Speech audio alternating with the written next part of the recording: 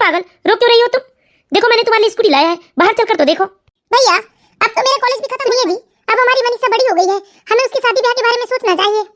हाँ शारदा, बच्चे कब बड़े हो गए कुछ पता ही नहीं चला। अरे मनीषा, बड़ी लंबी उम्र है बेटा तुम्हारी, बस हम लोग अभी तुम्हारे ही बारे में बात कर रहे थे। क्यों मनीषा, आज कॉलेज नहीं जाना है क्या तुम्हें? जाना है मम्मी, लेकिन सुनिए ना, आप मुझे एक सोने की चैन बनवा दीजिए। कॉलेज में मेरी सारी फ्रेंड कुछ ना कुछ गले में सोने का पहन कर आती है, लेकिन मेरे गले में तो सोने का कुछ नहीं रहता। अरे मनीषा बेटा, हम लोग तो मध्यम वर्गीय लोग हैं, हमें तो अपनी बेटी की शादी के लिए भी रुपए जोड़ने होते हैं। फिर बताओ हम तुम्हें सोने की चैन कैसे दिला दे? तुम्हारी शादी के लिए अभी हम पाई पाई जोड़ रहे हैं बेटा। मैं ज्यादा कुछ कहाँ बोल रही हूँ मम्मी, एक पतली सी चैन ही तो दिलाने की बात कर रही हूँ ना, दिला दीजिए।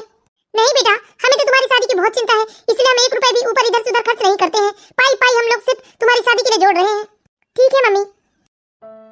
अरे शारदा, एक चैन के लिए ही तो बोल रही है मनीषा, दिला देते हैं ना उसे। अरे नहीं जी, ऐसे कैसे उसे सोने की चैन दिला दे? अरे वो लड़की है, इस तरह हम उसकी सारी इच्छा पूरी नहीं कर सकते। और सोचो फिर उसकी शादी में हमें कितना दहेज देना होगा, कितने रुपए खर्च करने होंगे, इसके लिए भी तो रुपए बचाने होंगे ना हमें। मम्मी जी, पापा जी, चलिए चलकर खाना खा लीजिए। अरे नहीं बहू, आज तो मेरा उपवास है। क्या मम्मी जी, कितना उपवास करते हो आप? और वैसे ये कौन सा वाला उपवास है आपका? मैंने मनीषा की शादी किसी अच्छे घर में हो जाए, ये मनोकामना लेकर पशुपतिनाथ जी का उपवास शुरू किया है आज से। मम्मी जी, आप क्यों इतनी चिंता करते हैं? हमारी मनीषा में आखिर कमी ही किस बात की है? वो पढ़ी लिखी है, इतनी सुंदर है, समझदार है, उसे तो अच्छा घर जरूर मिलेगा। अरे बहू, घर तो अच्छा मिल जाएगा, लेकिन तुम्हें तो मालूम ही है ना कि आजकल लड़कियों की शादी के लिए दहेज की कितनी डिमांड होती है, उसे भी तो पूरा करना पड़ता है ना। मम्मी जी, आप कितनी चिंता करती हैं? अरे आप कल का सोचकर आप अपने आज को क्यों दुखी करती हैं? जो होगा देख लेंगे। हाँ शारदा, तुम इतनी चिंता मत करो, सब कुछ बहुत अच्छे से हो जाएगा। ठीक है मम्मी जी, मैं आपके लिए फलहार बना देती हूँ। चिंता कैसे ना हो जी, यदि हम अपनी बेटी के लिए कोई अच्छा घर और अच्छा लड़का तलाशेंगे तो उन लोग की डिमांड भी तो अच्छी होगी ना। और जब घर और परिवार अच्छा होना तो लड़के वाले लोग मुंह मांगा दहेज मांगते हैं। अरे बाबा, जो होगा देख लेंगे, तुम इतना परेशान मत हो और मुझे भी टेंशन मत दो। ये मम्मी जी ना कुछ जरूरत से ज्यादा ही सोचती है। मम्मी जी तो यही सोच सोच कर डरती है कि जैसे उन्होंने अपनी बेटी की शादी में मुंह मांगा दहेज मांगा है, उन्हें अपनी बेटी की शादी में भी तो मुंह मांगा दहेज देना पड़ेगा। इसी बात को लेकर माँ जी पूरे टाइम चिंतित रहती है। भाभी, आपने मेरा लंच पैक कर दिया? हाँ मनीषा, अब तुझे क्या हुआ? तू क्यों ऐसे मुंह लटका कर आई है? भाभी एक बात बताइए, क्या आपके मम्मी पापा भी मेरी मम्मी पापा की तरह चिंतित रहते थे आपकी शादी को लेकर? हाँ चिंतित तो रहते थे, लेकिन इतने नहीं जितने की मम्मी जी रहती है। अब आप ही देखिए ना भाभी, जब भी मैं किसी भी चीज की डिमांड करती हूँ तो मम्मी बस यही कहती है कि मेरी शादी के लिए उन्हें बहुत रुपए जोड़ना है, मेरी शादी के लिए बहुत रुपए जोड़ना है। अरे मेरी शादी जब होगी तब होगी भाभी, लेकिन क्या मेरी कोई शौक और इच्छा नहीं है? शुरू से मम्मी ने मेरे साथ ऐसा ही किया है। जब मैं स्कूल में भी थी तो स्कूल जाने के लिए साइकिल ना खरीदनी पड़े, इसलिए मम्मी ने घर के सबसे पास में जो स्कूल था उसी स्कूल में मेरा एडमिशन करवा दिया था। और कॉलेज में भी भाभी मेरी सारी फ्रेंड्स के पास स्कूटी है, और मैं मम्मी से कहती हूँ भाभी मुझे स्कूटी दिला दो, तो मम्मी कहती है कि तुम्हें स्कूटी की क्या जरूरत है, तुम तो अपनी सहेली काजल के साथ स्कूटी में जाती हो ना कॉलेज। लेकिन आप ही बताइए ना भाभी, अगर कभी काजल कॉलेज नहीं जाती है तो फिर मेरा भी नुकसान हो जाता है ना, उसकी वजह से मैं भी कॉलेज नहीं जाती हूँ, या फिर मुझे ऑटो लेकर जाना होता है। हर बात में मम्मी बस यही जवाब देती है कि मैं लड़की हूँ और मेरी शादी करनी है उन्हें, और मेरी शादी के लिए बहुत रुपए जोड़ना है उन्हें। मनीषा तुम इतनी दुखी मत हो, देखो हर माँ बाप को अपनी बेटी की थोड़ी चिंता तो होती है। और रही बात स्कूटी की, तो मैंने तुम्हारे भैया से बात की है, अगले महीने वो स्कूटी ले आएंगे। सच में भाभी, आपने भैया से बात कर ली है? हाँ मनीषा, मैंने तुम्हारे भैया से बात की है। थैंक यू वेरी मच भाभी, आप कितनी अच्छी है। अरे मनीषा बेटा, तुम्हारी रामगढ़ वाली बुआ है ना, उन्होंने तुम्हारे लिए एक बहुत ही अच्छी परिवार का रिश्ते का पता बताया है। मम्मी, मैं अभी शादी नहीं करना चाहती हूँ मम्मी, और वैसे भी ये मेरी ग्रेजुएशन का लास्ट ईयर है, इसके बाद तो मैं मेडिकल की पढ़ाई करना चाहती हूँ। देखो बेटा मनीषा, ये ना पढ़ाई वढ़ाई के चक्करों में मत पड़ो तुम, करना तो तुम्हें शादी है और चूल्हा चौकी ही संभाल ली है, फिर क्यों इतने रुपए तुम्हारी पढ़ाई में नाश करें? मम्मी, पढ़ाई में रुपए नाश नहीं होते, ये क्या बोल रहे हो आप? पापा, आप ही कुछ समझाइए ना मम्मी को। अरे बेटा, तुम्हारी मम्मी कभी मेरी सुनती है क्या? जो आज तुम्हारी मम्मी मेरी बात सुन लेगी, तुम्हारी माँ को तो बस तुम्हारी शादी की ही चिंता है। देखिए मम्मी, मैंने साफ साफ कह दिया, मुझे अभी शादी नहीं करनी है, मैंने नहीं करनी है। अरे तो अभी कौन सी तुम्हारी शादी कर रहे हैं हम अभी से जब लड़की की तलाश करेंगे तो 1-1.5 साल बाद जाकर तुम्हारी शादी तय होगी। नहीं मम्मी, मुझे नहीं करनी है इतनी जल्दी शादी, मैंने कहा ना मुझे मेडिकल की पढ़ाई करनी है आगे। देख मनीषा, मैं तुम्हें फिर समझा रही हूँ बेटा, तू एक बेटी है और बेटियों की शादी में ना बहुत पैसे लगते हैं, बेटियों के लिए बहुत सारे गहने बनवाने पड़ते हैं। तू इन बातों को नहीं समझती है बेटा, लेकिन बेटी के पैदा होते ही ना उसके माँ बाप उसके लिए रुपए जोड़ने लगते हैं, ताकि वो माँ बाप अपने बेटी की शादी अच्छे से अच्छे तरीके से कर सके। इसलिए तू अभी ऐसी महंगी ख्वाहिशें मत रख हमारे सामने, क्योंकि हम तेरी शादी के लिए पाई पाई रुपए जोड़ रहे हैं। अरे मनीषा बेटा, तू हमें गलत मत समझ, हम तो तेरे लिए इतने अच्छे अच्छे सपने सजा कर रखे हैं कि हम तुम्हें राजकुमारी की तरह विदा करेंगे इस घर से, और इतने महंगे महंगे गहने बनवाएंगे कि लोगों की आंखें फटी की फटी रह जाएगी। लेकिन मम्मी, भैया ने भी तो मेडिकल की पढ़ाई की ना, तब तो आपने भैया को नहीं रोका, लेकिन मुझे क्यों नहीं करने देना चाहती है आप मेडिकल की पढ़ाई? देख बेटा मनीषा, मेडिकल की पढ़ाई करने में ना बहुत पैसे लगते हैं, और तू तो जानती है हमारे पास इतने पैसे तो है नहीं, और थोड़े बहुत जो हमने जोड़े भी हैं तो तेरी शादी भी तो करनी है ना हमें, तेरी शादी के लिए भी तो पैसे की जरूरत पड़ेगी ना। जरा समझ बेटी, शादी तो करनी है, कोई बेटी को कुंवारी तो घर में बिठा कर रखेंगे नहीं। और बेटा मनीषा, हर माँ बाप चाहता है कि बेटी की अच्छी से अच्छी शादी हो, और हम भी यही चाहते हैं। हाँ मनीषा, तुम्हारी शादी को लेकर हमारे दिल में बहुत सारे अरमान है बेटा। हम तुम्हारी शादी बहुत ही धूमधाम तरीके से करना चाहते हैं। ठीक है पापा, लेकिन पापा क्या मैं ग्रेजुएशन के बाद आगे पढ़ाई नहीं करूंगी? अरे बेटा, तुम्हें पढ़ाई करने से किसने रोका है? तुम घर बैठे भी तो प्राइवेट से पोस्ट ग्रेजुएशन कर सकती हो बेटा। और मनीषा एक बार समझने की कोशिश करो बेटा, चाहे तुम कितनी भी पढ़ाई कर लो, लेकिन हम मध्यम वर्गीय लोग हैं, और हमारे घर की बेटियां ना शादी के बाद सिर्फ चूल्हा चौकी ही संभालती है। अरे ज्यादा दूर क्यों जाती हो बेटा मनीषा, अपनी भाभी को ही देख लो। तुम्हारी भाभी ने भी तो कितनी पढ़ाई की है ना, लेकिन वो आखिर अपना चूल्हा चौका और घर गृहस्थी ही तो संभाल रही है ना, कमा कर तो तुम्हारे भैया ही ला रहे हैं। ठीक है मम्मी। सुनिए जी, लगता है मनीषा को हमारी बात समझ में आ गई है, इसलिए ना आप रिश्ता तलाशना शुरू कर दीजिए। मैं भी अपने सारे रिश्तेदारों में बता देती हूँ कि अच्छे से अच्छे लड़के का रिश्ता बताए वो हमें, ताकि हम अपनी बेटी की शादी बहुत ही धूमधाम से बहुत ही अच्छे घर में करेंगे। ठीक है शारदा, लेकिन मुझे कहीं ना कहीं इस बात के लिए बहुत ही अफसोस हो रहा है कि हमारी बेटी के अंदर काबिलियत होते हुए भी वो अपनी इच्छाओं को दबा रही है। अरे काहे की इच्छा, कैसी इच्छा जी? अरे शादी के बाद तो उसे अपना चूल्हा चौका ही संभालना है ना, इसलिए क्यों पढ़ाई लिखाई में बेकार में पैसे वेस्ट करें अपना?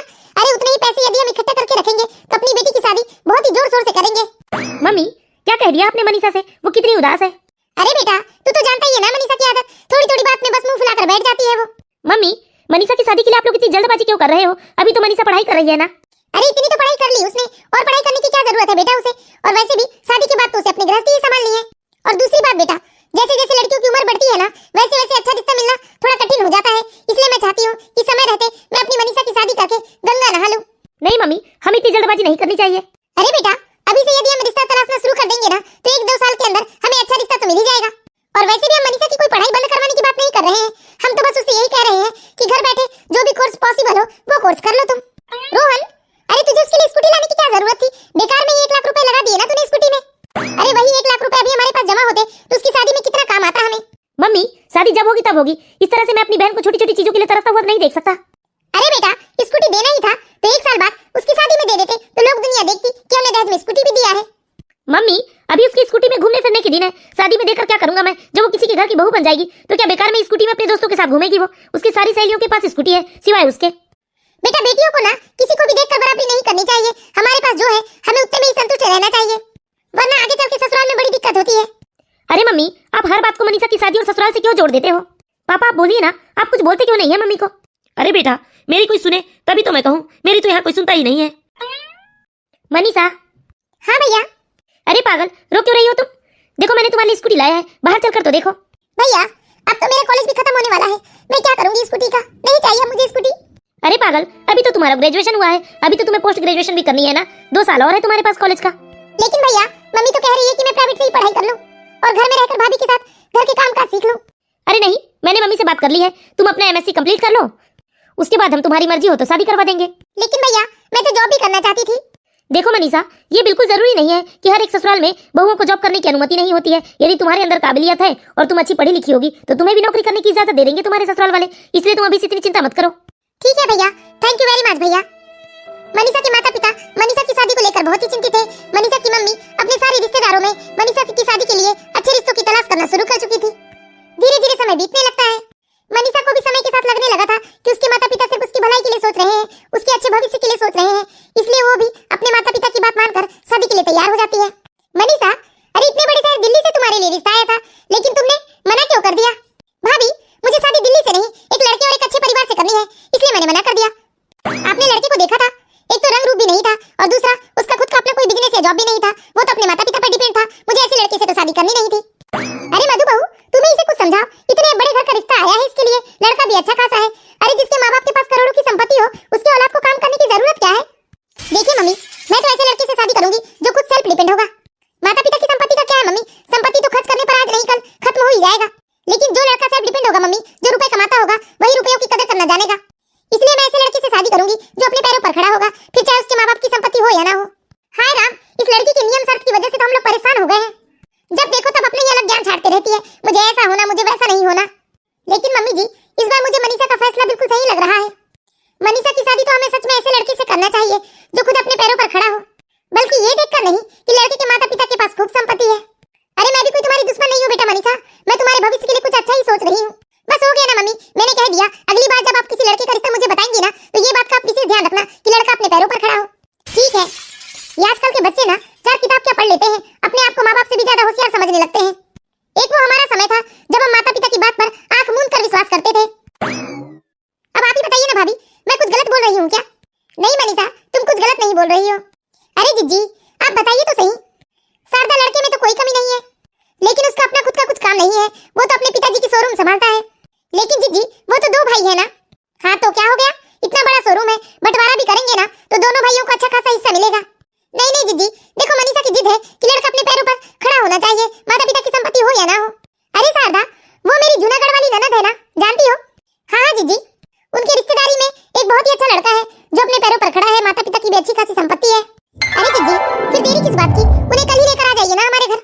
लेकिन शारदा, मैंने लड़के वाले से बात की थी, उनका कहना है कि पहले लड़की वाले आकर हमारा घर द्वार देखकर चले जाए। अरे जीजी फिर देरी किस बात की, मैं कल तुम्हारे भैया के साथ आती हूँ, फिर हम लोग चलते हैं साथ में। ठीक है शारदा। जय हो भोलेनाथ, लगता है मेरा व्रत सफल हो रहा है। अरे मनीषा के पापा कहाँ गए जी, सुनते हो क्या? अरे क्या हो गया, क्यों इतना शोर मचा रही हो? अरे अब हमारी तलाश खत्म हो गई जी, जीजी का फोन आया था, हमें जैसा घर परिवार और लड़का चाहिए ना, बिल्कुल वैसे ही परिवार का रिश्ता बताया है जीजी ने।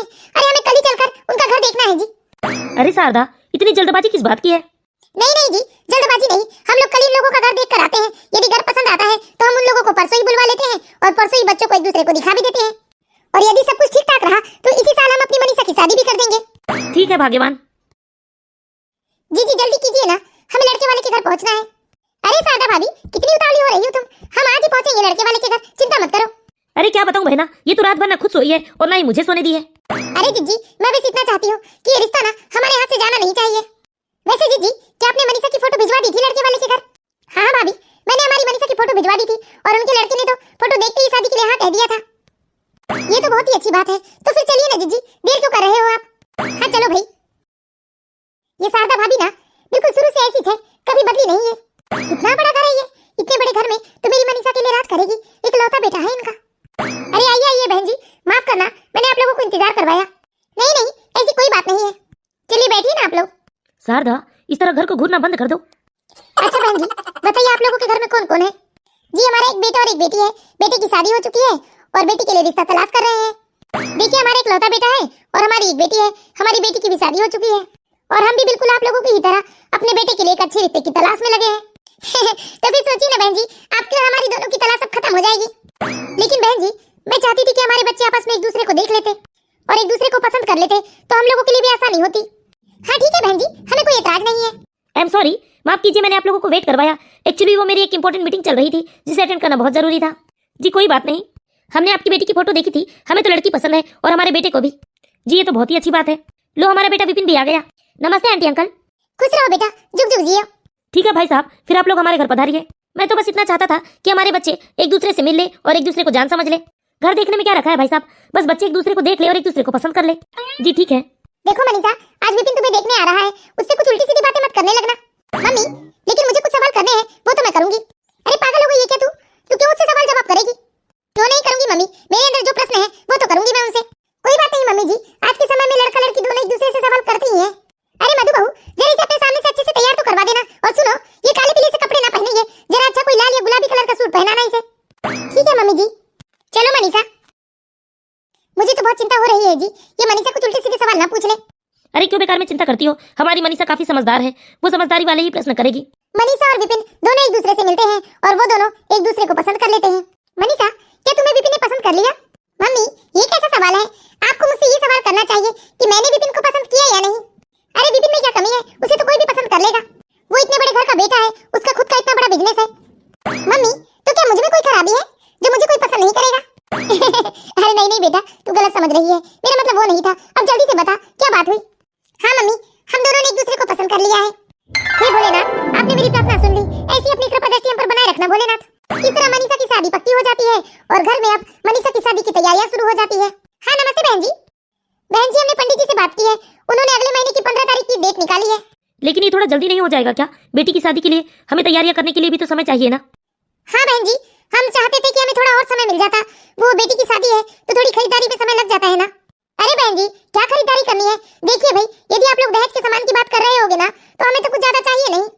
देखिए भगवान का दिया हमारे पास सब कुछ है, हमें बस एक पढ़ी लिखी सभ्य और संस्कारी बहू की जरूरत थी जो आपने अपनी बेटी देकर हमारी इच्छा को पूरी कर दी, फिर हमें दहेज नहीं चाहिए। अच्छा ठीक है बहन जी। सुना जी आपने क्या कहा उन्होंने? अरे उन लोगों को दहेज नहीं चाहिए, मनीषा की शादी पक्की पक्की हो जाती है और मनीषा के माता पिता को जैसे ही पता चलता है कि लड़के वालों को दहेज के रूप में कुछ नहीं चाहिए, वो तो बहुत ही ज्यादा खुश हो जाते हैं। और मनीषा भी इस शादी से इसलिए खुश थी क्योंकि मनीषा यही सोच रही थी कि जो सपने उसके मायके में पूरे नहीं हुए थे वो ससुराल में पूरे हो जाएंगे। मनीषा, सच में तुम बहुत ही लकी हो। बहुत कम ऐसे ससुराल होते हैं जहाँ बहुओं से किसी भी प्रकार की दहेज की डिमांड नहीं होती है। हाँ भाभी, मुझे जैसे पता चला कि मेरे ससुराल वालों की सोच इतनी अच्छी है, मुझे भी बहुत अच्छा लगा कि चलो इतने अच्छे परिवार में मैं जा रही हूँ। एक नई सोच के साथ मैंने अपनी जिंदगी की शुरुआत करूंगी। लेकिन फिर भी मनीषा, कोई भी माता पिता अपनी लड़की को खाली हाथ विदा नहीं करते हैं। मम्मी पापा तुम्हारे लिए भी कुछ अच्छा से अच्छा ही करेंगे। हाँ भाभी, ये बात तो आप सच कह रहे हो, लेकिन मेरी शादी को अब 10 ही दिन बाकी है, लेकिन घर में किसी प्रकार की कोई तैयारियां नहीं हो रही है और माँ ने भी मार्केट जाकर सामान्य से कपड़े और सामान से जेवर ले आए हैं। हो सकता है मनीषा, मम्मी जी ने तुम्हारे लिए पहले ही जेवर बनवाकर बैंक के लॉकर में सुरक्षित रखवा दिया होगा। हाँ भाभी, मैं आज ही जाके मम्मी से पूछती हूँ। देखिए जी, जब लड़के वाले की कोई डिमांड है ही नहीं तो हम क्यों इतना सारा दहेज दे अपनी बेटी को। इसलिए मैं तो कहती हूँ कि हमें कम बजट में ही शादी निपटा देनी चाहिए। मुझे तो बहुत ही अच्छा लग रहा है जी, हमारे अच्छे खासे रुपए बच जाएंगे। हमने सोचा था कि शादी में 20-25 लाख रुपए तो लग ही जाएंगे। लेकिन फिर भी शारदा, बेटी को कुछ तो जेवर हमें देने होंगे ना। हाँ, मनीषा के लिए एक हाथ तोले के हार बनवा देंगे और एक कान का बनवा देंगे आधे तोले की, और ज्यादा ही हुआ तो एक अंगूठी भी दिला देंगे। उसके बाद तो उसके ससुराल वाले जाने, वैसे भी वो इकलौती बहू बनने वाली है, उसे तो खूब भर भर कर जेवर चढ़ाएंगे उसके ससुराल वाले। इसलिए आप ही बताइए ना, हम क्यों बेकार में अपना खर्चा बढ़ाएं। वैसे भी उस घर में जाने के बाद तो सब कुछ मनीषा का ही होगा। एक ननद भी है तो उसकी तो शादी हो गई है। वाह मम्मी, क्या खूब कहा आपने। अरे मैं अच्छी तरीके से जानती हूँ आपने किस तरह मेरे एक एक ख्वाहिश को मारा है। ये बोलकर कि मैं बेटी हूँ और बेटी की शादी में बहुत रुपए खर्च करने होते हैं, बहुत सारे जेवर बनवाने पड़ते हैं। जैसी बेटी पैदा होती है माता पिता उसकी शादी के लिए रुपए जोड़ना शुरू कर देते हैं। याद है ना मम्मी आपको? क्या कहा था मम्मी आपने कि मैं अपनी इतनी महंगी ख्वाहिश ना रखूं क्योंकि आप लोग मुझे राजकुमारी की तरह विदा करना चाहते हैं और आज सस्ते में मेरी शादी निपटा देना चाहते हैं। आपको याद है ना मम्मी, जब मैंने आपसे कहा था कि मैं भी मेडिकल की पढ़ाई करना चाहती हूँ क्योंकि भैया ने भी मेडिकल की पढ़ाई की है, तो आपने मुझे साफ मना कर दिया कि मैं बेटी हूँ और मेरी शादी के लिए पैसों की जरूरत होगी। याद है ना? यह एक एक बात आपको याद दिलाऊं। क्या कहा था आपने कि मेडिकल की पढ़ाई के लिए बहुत रुपए खर्च होते हैं, अगर तुम्हारी पढ़ाई में रुपए खर्च कर देंगे तो तुम्हारी शादी में कब करेंगे। एक बात बताइए मम्मी, मुझे मेरा हक मिलेगा कब? जब भी मैंने अपने किसी शौक या सपने को पूरे करने की बात की तो आप लोगों ने हमेशा ये बोलकर टाल दिया कि आप लोग मेरी शादी के लिए पाई जमा कर रहे हैं। तो मुझे आज बताइए मम्मी, मेरी शादी के लिए जो मेरी ख्वाहिशों को मारकर आपने पाई जमा किया है वो रुपए आखिर है कहाँ? और आज आप लोग मुझे कम से कम खर्चे में इस घर से विदा करना चाहते हैं, यहाँ तक मुझे गहने भी बनवा कर नहीं देना चाहते हो। फिर आज मैं आप लोगों से सवाल करती हूँ, आखिर आपने मेरे लिए किया क्या है? हाय राम, कैसी बेटी है तू, अपने लिए अपने मुंह से दहेज मांग रही है माँ बाप से। अरे तुझे शर्म नहीं आती क्या ऐसी बातें करते हुए? भला कोई लड़की खुद अपने लिए अपने मुंह से दहेज मांगती है क्या अपने माता पिता से? वैसे बेटा, दहेज तो हमारे समाज की एक कुप्रथा है, हमें इसे कभी बढ़ावा नहीं देना चाहिए। और तुम्हें तो खुश होना चाहिए कि तुम्हारे ससुराल वाले दहेज की कोई मांग नहीं कर रहे हैं, बल्कि तुम अपने मुंह से दहेज की मांग कर रही हो। पापा, अब मैं सच में बड़ी हो गई हूँ, सब कुछ समझती हूँ। यह दहेज की बात करके ना आप लोग अपना उल्लू सीधा कर रहे हैं। आप लोग कम से कम में ना मुझे इस घर से विदा करना चाहते हो ताकि आप लोगों को कभी मुझे मेरा हक न देना पड़े। मुझे कुछ ना देकर आप सब कुछ अपने बेटे के लिए बचाना चाहते हैं ना मम्मी पापा? तो फिर एक बताइए, मुझे मेरा हक कब और कैसे मिलेगा? और हाँ पापा, अभी आपने क्या कहा कि दहेज हमारे समाज की कुप्रथा है, लेकिन आपकी ये समझदारी कहाँ गई थी पापा तब जब आप लोग दहेज के लिए रुपए बचा रहे हैं बोल बोलकर मेरी छोटी छोटी ख्वाहिशों को हमेशा मारा। अरे पापा, मैं भी अपनी बाकी सहेलियों की तरह ना स्कूटी में कॉलेज जाना चाहती थी। मेरी सारी सहेलियां गले में सोने की चेन पहनती थी और मैं भी भैया की तरह मेडिकल की पढ़ाई करके डॉक्टर बनना चाहती थी, लेकिन आप लोगों ने यही बोलकर मेरी इच्छाओं को हमेशा दफना दिया कि आप लोगों को मेरी शादी की चिंता है। मेरी शादी में जो रुपए लगेंगे उसके लिए आप अभी से रुपए जोड़ रहे हैं, और अब जब मेरी शादी आ गई है तो मेरी शादी के लिए आपने जो पाई जोड़ा था, कहाँ गए वो सारे रुपए? बताइए आप, वो तो मेरे हक के पैसे है ना, क्योंकि उन्हीं रुपयों के लिए हमेशा मैंने अपनी ख्वाहिशों को, अपने अरमानों को दबाया है। ठीक है पापा, एक पल के लिए मैं मान भी गई कि दहेज कुप्रथा है, लेकिन इस घर की संपत्ति में मेरा तो बराबर का हिस्सा होना चाहिए ना। हाँ ठीक है पापा, मुझे कोई दहेज नहीं चाहिए, लेकिन आप लोगों ने मेरे साथ पहले इतनी नाइंसाफी कर ली है, अब मैं ना अपने साथ कोई नाइंसाफी नहीं होने दूंगी। इसलिए मैंने फैसला कर लिया है पापा, मुझे आपकी प्रॉपर्टी और पैसों में से 50% का हिस्सा चाहिए और वह किसी भी कीमत पर मैं लेकर ही रहूंगी। अरे मनीषा, क्या तू पागल हो गई है? बेटी होकर हक और हिस्से की बात कर रही है? अरे बेटियों को उनका हक ना उनके ससुराल में मिलता है, ना कि मायके में। इसलिए देख, तू ज्यादा जबान मत चला और चुपचाप जैसा चल रहा है ना चलने दे। क्या तू ससुराल जाकर अपनी नंद को उसका हिस्सा देगी? आज मैं चुप नहीं रहने वाली हूँ मम्मी। मेरे होने वाले सास ससुर ना आप लोगों की तरह घटिया सोच वाले नहीं है। उन्होंने अपनी बेटी को पढ़ा लिखा कर एक सॉफ्टवेयर इंजीनियर बनाया है, और आप लोगों की तरह ना शादी और दहेज का बहाना बताकर उसकी किसी इच्छाओं को नहीं मारा है। उन्होंने आप लोगों की तरह ना अपना बेटी का हक मारकर अपने बेटे को नहीं सौंपा है। उन्होंने तो बल्कि अपनी बेटी को पढ़ा लिखा कर अपने पैरों पर खड़ा करके साथ में उसका पूरा हक देकर उसे ससुराल विदा किया है। और मम्मी, आप लोग मुझे मेरी शादी में जो जेवर देंगे ना वो दहेज नहीं बल्कि संपत्ति होगी जो आड़े वक्त में मेरे काम आएगी। लेकिन मैं ये क्या देख रही हूँ, आप लोग तो उससे भी हाथ पीछे खींच रहे हैं। आप लोगों ने देखा कि मेरे ससुराल वालों की कुछ खास मांग नहीं है, तो आप लोग मुझे हल्के फुल्के जेवर और शादी भी कम से कम बजट में करके मुझे यहाँ से विदा करना चाहती हैं। मम्मी, जिंदगी भर तो आप लोगों ने यही बातें बनाई हैं और मेरे सारे हक का गला घोट दिया है आपने। अरे चुप कर पागल, मैं कोई बकवास नहीं कर रही हूँ और फालतू में मैं अपने इतने रुपए खर्च क्यों करूँ जब तेरे ससुराल वालों को कुछ चाहिए ही नहीं। तुझे जो बोलना है बोल। अगर ऐसी बात है ना मम्मी, तो फिर मुझे शादी ही नहीं करनी है, लेकिन मेरा हक तो मैं लेकर रहूंगी। अरे तू पागल हो गई है क्या? ये क्या उल्टी सीधी बातें कर रही है तू? देखिए मम्मी, या तो आप मेरे लिए मेरी पसंद के महंगे महंगे जेवर बनवा दीजिए, तब मैं शादी के लिए तैयार हूँ, नहीं तो मैं शादी उस घर में करूंगी जिस घर में दहेज की मांग हो। लेकिन मैं अब आप लोगों की चालाकी नहीं चलने दूंगी। अरे मैं भी इसी घर की औलाद हूँ ना, मेरा भी हक बनता है। बेटियों की तो यही बदनसीबी होती है, माँ बाप जिंदगी भर उनसे यह बोलते हैं तुम्हारी शादी के लिए हम पैसे बचा रहे हैं, तुम्हारी शादी में हम तुम्हें इतना देंगे उतना देंगे, और यही बोल बोल कर अपनी बेटियों की छोटी छोटी ख्वाहिशों का गला घोटते रहते हैं। और जब सच में बेटियों को हक देने की बात आती है तो माँ बाप अपना हाथ पीछे खींच लेते हैं। लेकिन मैं ऐसा वैसा कुछ नहीं होने दूंगी मम्मी। आप लोगों ने मेरी शादी के लिए जो पाई रुपए जोड़े हैं ना, उन्हीं रुपयों के आप मेरे लिए भारी भारी जेवर बनवा कर दीजिए, नहीं तो मेरे खाते में उन रुपयों को आप जमा करवा दीजिए, तब मैं शादी करने के लिए तैयार हूँ, नहीं तो मुझे पापा की प्रॉपर्टी में से 50% हिस्सा चाहिए। अरे बेटा, बेटी दमाद कोई ससुराल से आकर सेवा नहीं करते हैं, सेवा तो बहू और बेटे करते हैं ना, फिर मैं तुझे क्यों संपत्ति दूं? देखो बेटा, हम इस घर की प्रॉपर्टी में तुम्हें 50% का हिस्सा नहीं दे सकते, वरना हमारे बेटे बहू नाराज हो जाएंगे, फिर बुढ़ापे में बता वो हमारी सेवा क्यों करेंगे। मैं अच्छे से जानती हूँ मम्मी, एक लड़की अपना मायका और ससुराल दोनों एक साथ नहीं संभाल सकती। वैसे सच कहूँ, मुझे इस प्रॉपर्टी से हिस्से में कोई इंटरेस्ट भी नहीं है, लेकिन आप लोगों ने जो मेरे साथ अन्याय और अत्याचार किया है, आप लोगों ने जो मेरी छोटी छोटी ख्वाहिशों का गला घोटा है, ये बोलकर कि आप लोग मेरी शादी के लिए रुपए जमा कर रहे हैं, मुझे बस वही रुपए चाहिए जिसके लिए मैंने अपने अरमानों का गला घोटा है। मम्मी पापा, मनीषा कुछ गलत नहीं बोल रही है, वैसे भी सच्ची तो कह रही है वो, हमने आज तक उसे दिया ही क्या है। मम्मी पापा, आप लोग अपने रुपए बचाने के लिए जो गलती कर रहे हैं ना, ये गलती भाई बहन के रिश्ते को ना हमेशा के लिए खत्म कर देगा, क्योंकि आज मनीषा को उसका हक नहीं मिलेगा ना, तो कहीं ना कहीं मनीषा के दिल में अपने भाई के लिए गांठ पड़ जाएगी कि उसके माता पिता ने उसका हक मारकर अपने बेटे को दे दिया है, और फिर ये हमारा जो प्यार भरा भाई बहन का रिश्ता है ना मम्मी, वो एक नाम मात्र का रिश्ता रह जाएगा। वैसे भी मम्मी पापा, आप लोगों के बाद हम दोनों भाई बहन ही तो हैं जो समय पड़ने पर एक दूसरे को साथ देंगे। इसलिए मम्मी पापा, रिश्तों को तोड़ने से अच्छा है कि हम रिश्तों को जोड़ कर रखें। इसलिए मुझे लगता है कि मेरी बहन कुछ गलत मांग नहीं कर रही है, उसकी मांग पूरी होनी चाहिए। हाँ बेटा, मुझे लगता है तू बिल्कुल ठीक कह रहा है। मैंने हमेशा अपनी बेटी की खुशियों का गला घोटा है, और आज जब उसे देने की बारी आई तो मैं हाथ खींच रही हूँ, पैसे बचाने का सोच रही हूँ, ये सोचकर कि वो तो दूसरे घर चली जाएगी। तुम दोनों तो मेरी ही औलाद हो बेटा, लेकिन ना जाने क्यों मैं बेटा और बेटी में इतना भेदभाव कर रही थी। हमें माफ कर देना बेटा। हमने हमेशा से तुम्हारे साथ बहुत ही नाइंसाफी की है बेटा, लेकिन अब नहीं, अब तो तुम्हारा जो भी अधिकार है, तुम्हारा जो भी हिस्सा है, वो सब तुम्हें मिलेगा बेटा। हाँ बेटा, कल तुम हमारे साथ मार्केट चलना और अपने पसंद के जो भी भारी भारी जेवर है वो सब ले लेना तुम, और जेवर लेने के बाद भी हमने जो तुम्हारी शादी के लिए रुपए बचाए हैं, उसमें से यदि रुपए बचता है तो हम सारे रुपए तुम्हारे अकाउंट में डाल देंगे, क्योंकि तुम्हारे ससुराल वाले की तो कोई मांग है नहीं। हाँ बेटा, एक बात तो सच है कि लड़की के पास उसके मायके का जो भी जेवर होता है ना, वो आड़े वक्त में लड़की के काम आता है, इसलिए माँ बाप को ना अपनी बेटी का जो भी अधिकार और जो भी हक है उसे जरूर देकर विदा करना चाहिए। हाँ मम्मी जी, बिल्कुल ठीक कहा आपने। Thank you very much mummy.